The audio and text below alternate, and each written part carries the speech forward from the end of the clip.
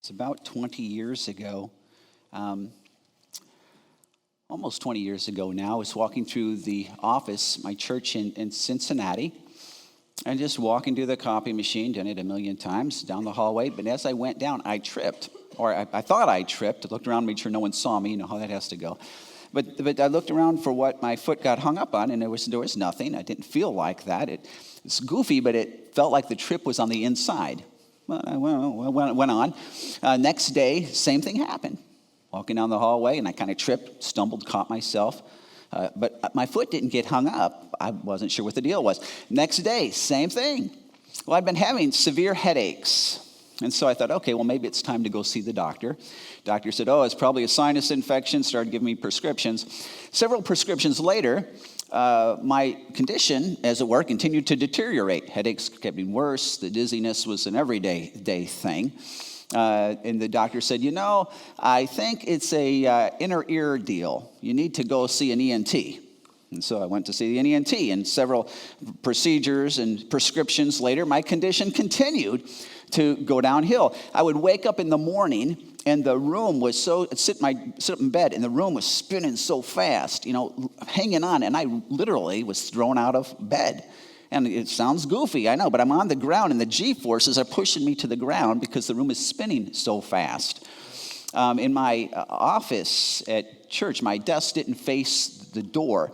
And so when someone would walk in, I would have to spin around to see them. Well, when I would spin, I'd stop, but the room just kept going. So it's like, whoa, and I kind of hang on and shake it off. And I remember I was, it felt a little bit like, if you remember you were a kid, you ever do the bat game? You ever do this? Youth group, you run down the field and you get a baseball bat, you put your forehead on it, you kind of go around in circles 10 times and you try to run back and you're, that's what life was for me.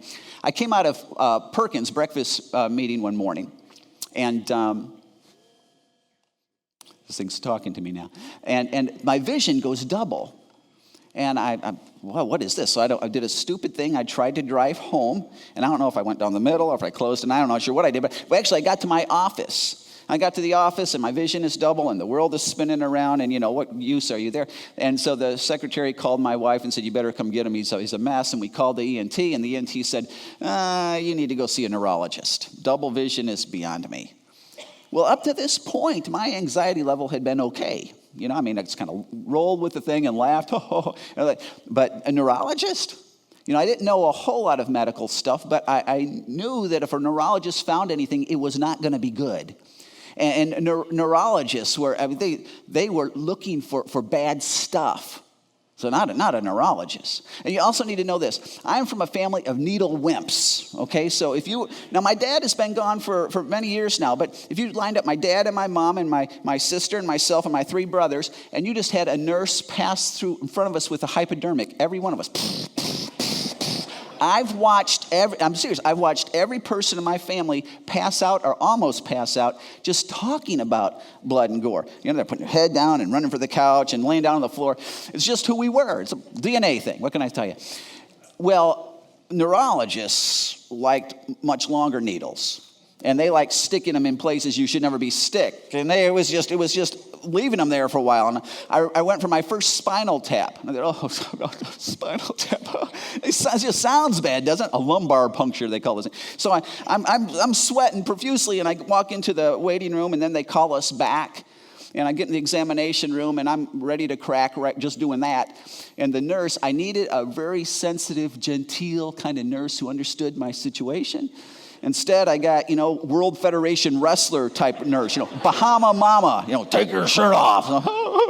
So I'm taking my shirt off, and then they roll in the tray of his tools, those big needles. I'm going, so I'm heading for the examination. It's what we do. I'm heading for the examination table. I got to lay down.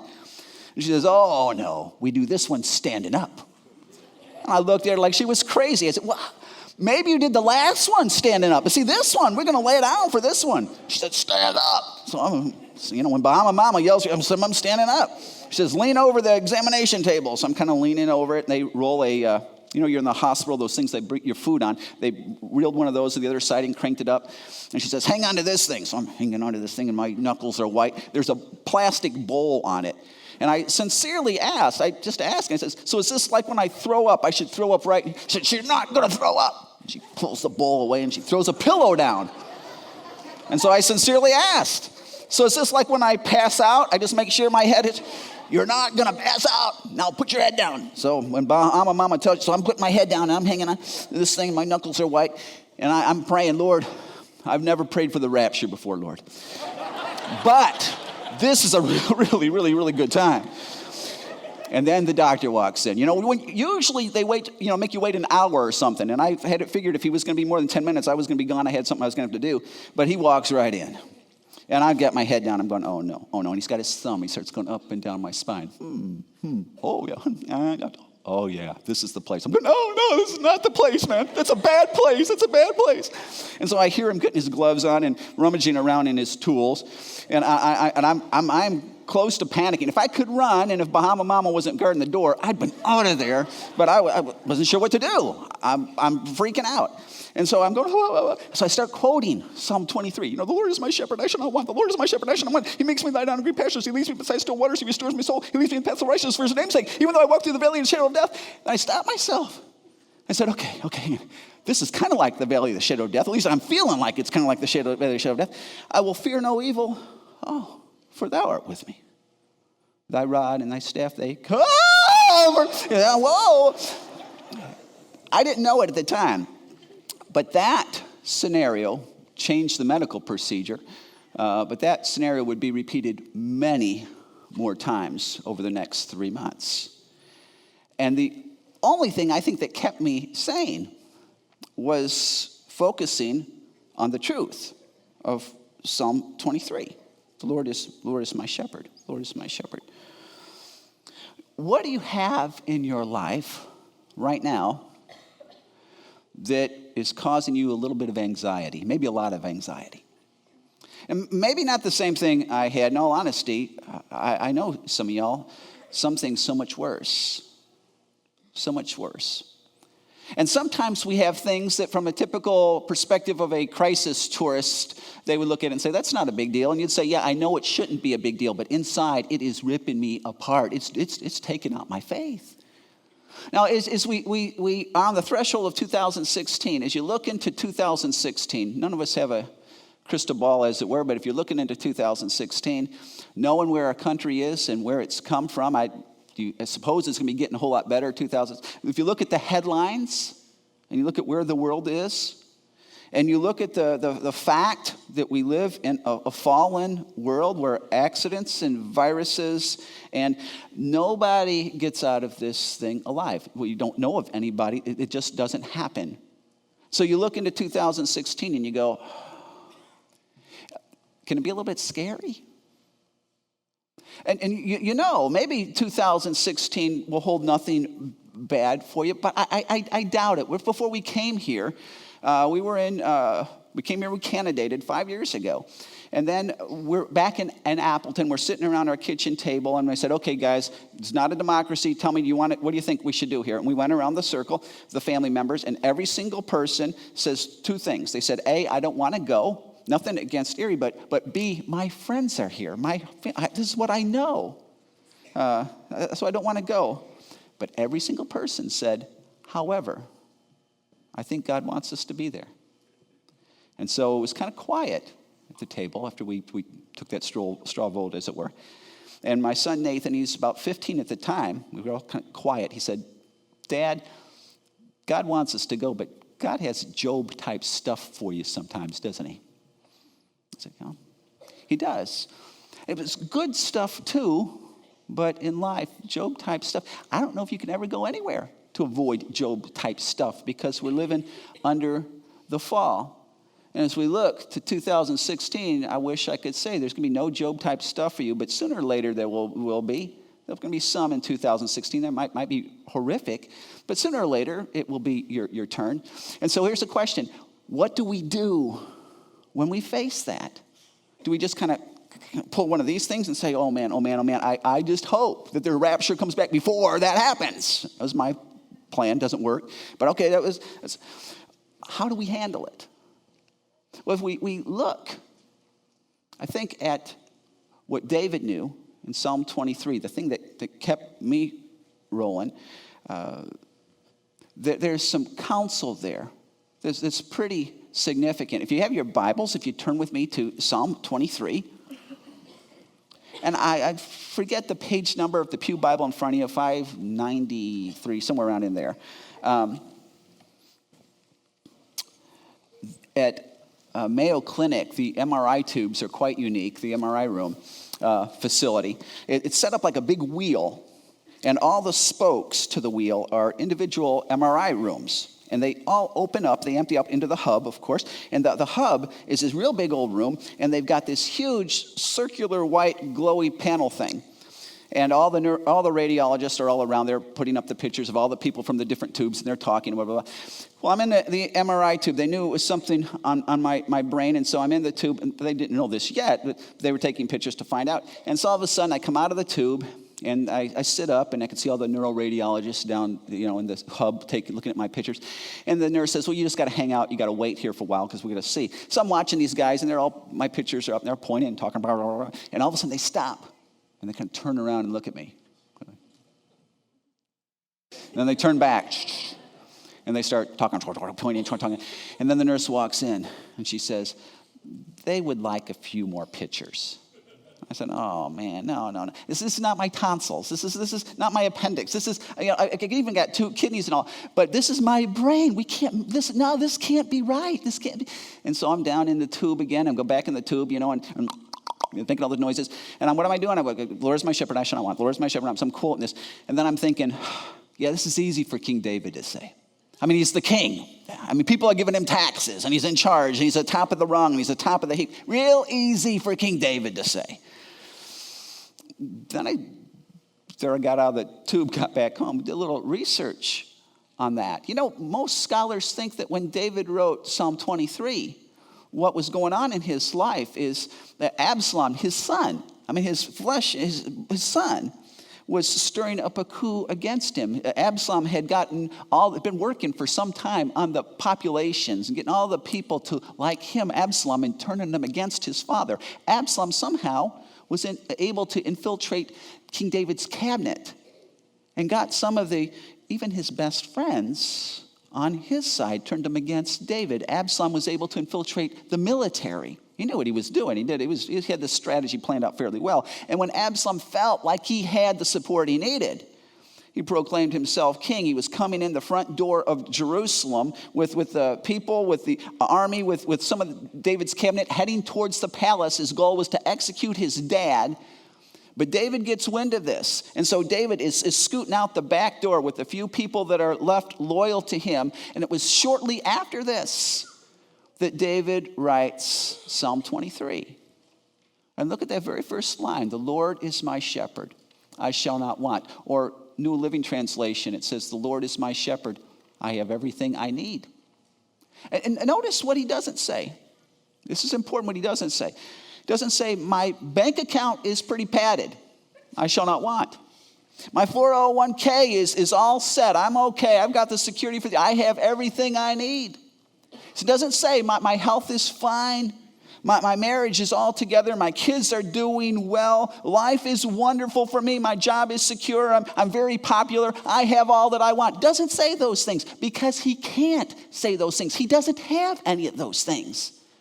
And yet, when life is crashing in its hugest way, he's able to say, the Lord is my shepherd, I have everything that I need. That's true for David. That's true for us when anxiety comes calling, as it will.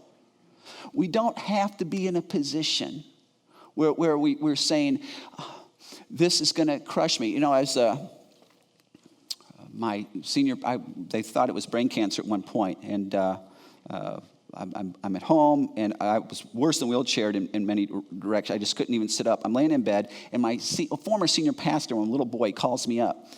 And he says, Mark, he's talking to me, he says, what are you going to do if this thing turns you into a vegetable, and you just are in your bed, and you can't get out, and you can't do anything, and you just lay there until you die? What are you going to do then? I'm thinking, well, I hadn't really thought of that. Thank you very much. That's cheery news, and I'm not sure what I'll do. And he says, I'll tell you what you'll do. You will, as you lay in bed, as much as you can consciously, you will be praising and worshiping God until he takes you home. That's what you can do, and you're going to be bringing honor to him. I thought, I can do that. I can do that. Absolutely, I can. The Lord is my shepherd. I shall not want. Now, look into the text a little bit more. It's fascinating. Let's go down to verse 4. It says, even though I walk through the valley of the shadow of death, I will fear no evil, for you're with me. Your rod and your staff, they comfort me. That's a very interesting verse. I mean, by the way, if you're looking for quiet time stuff between now and the end of the year, just go through one of these verses every single day and write down, what do I learn about my shepherd out of this verse? And if you think and you look at it for 20 minutes, let me challenge you to look at it for 20 minutes, you will have pages of stuff written down. But this is a fascinating verse. It's especially fascinating when you combine it with the verse right in front of it. Verse 3. Verse 3, it says, he guides me in the paths of righteousness for his name's sake, even though I walk through. Now, look at that just a little bit closer. He guides me in the paths of righteousness for his name's sake. Very next thing he says, even though I'm walking through the valley of the shadow of death, you ask yourself, whoa, hang on, this doesn't sound right. If he guides you in paths of righteousness, what are you doing on a path going through the valley of the shadow of death? I mean, do you get ahead of the shepherd? Did he ditch you and you get lost behind? I mean, how in the world do you end up on this path through the valley of the shadow of death if he guides you through paths of righteousness? Unless this path through the valley of the shadow of death is a path of righteousness that the shepherd has guided you down. Is it possible? The grazing fields that he has for us are not fence to fence to fence. They're mountaintop to mountaintop, and sometimes you just got to go through valleys to get to a higher place. Get to a higher place. It was when I was at Mayo, and they thought it was the brain thing, and I'll never forget this picture. I think twice in my life God has spoken to me, not outward verbally, but probably more, but 2 times that I was able to discern it. Therese, it's a nice day out, and I'm right in front of St. Luke's Hospital, one of Mayo's hospital. Therese is pushing me in the wheelchair, and I'm pretty sad. I'm thinking, this is it. I'm done. And it was as if God spoke and said, hey, Mark, everything's right on schedule. I thought, what?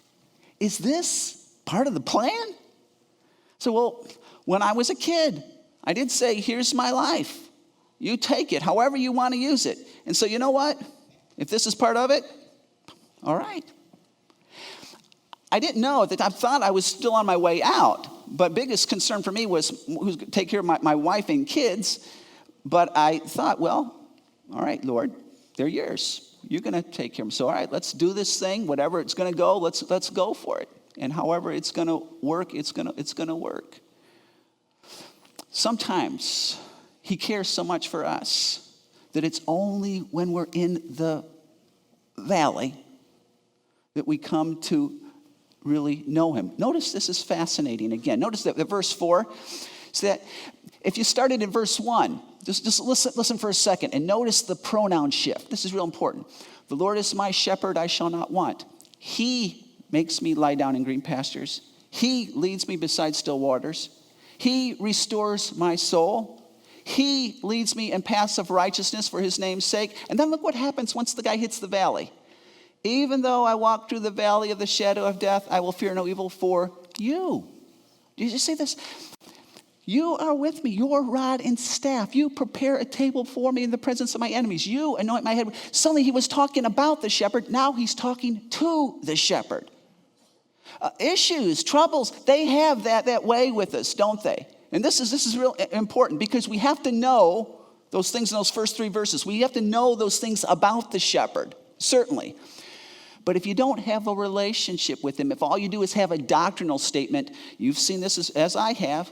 When you hit the troubled times, how many folk who've got the doctrinal statement, but they hit the troubled times, they don't have the relationship with the shepherd. They walk. And it amazes me, folk who are they've got that doctrinal statement, they are sure of the sovereignty of God and the love of God and the commitment of God, but as soon as trouble hits, man, their focus, they're abandoned their focus on Christ. Their faith is done. It's like, yeah, I'll talk about that again later as soon as I get this mess fixed. But I'm pretty convinced. I haven't met too many people who walk really close, who haven't gone through some real dark valleys. I got a caveat on this thing. Just because you walk through a dark valley doesn't mean you're going to be close. You got to have that doctrinal statement. You need to know the shepherd. But if you do, and you remind yourself, you're reminded, that's what he's doing here, that the Lord is my shepherd. He's talking to himself. You're reminding yourself of who is with you. Don't know what's going to happen in 2016. But I do know this, that whatever we go through, whatever you go through, you won't go through it alone. And you know what? It's going to be right on schedule. And there'll be times when you'll be feeling like, oh God, this is part of the deal. He'll be right with you. And he's still good. He's still faithful. Nothing's going to hit us that hasn't come through his hands. Absolutely nothing. Do you ever think that the greatest apologetic in your life is not how well you answer the hard questions? And that's important. But the greatest apologetic for your life is not how well you answer the hard questions, but how you handle the hard stuff. Because when people watch you, I'll tell you, words are cheap, but they watch you walk through something. Oh, it's a whole different deal.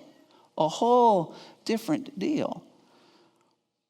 You know, there was a missionary couple. They spent 4 decades in the jungle missions. They went to a unreached people group. They had learned their language. They had translated part of the scripture into their language, taught the people to read. They'd set up a little medical clinic. The gal was a nurse as well.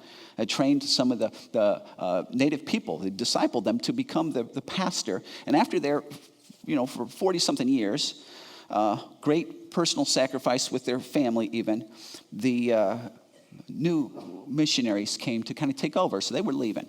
This is around the 1900s. They're on a ship. They're heading back to the States with their 2 suitcases. That's all they've got. And also on the same ship is a U.S. senator who has been there for 3 or 4 weeks, peace, goodwill type of thing. But this guy on the ship, he is a loud, foul-mouthed, obnoxious, perverted, filthy, vile type person, demeaning the wait staff on the boat. Everywhere he went, they were loud, they were drunk, it was orgiesque all the way home.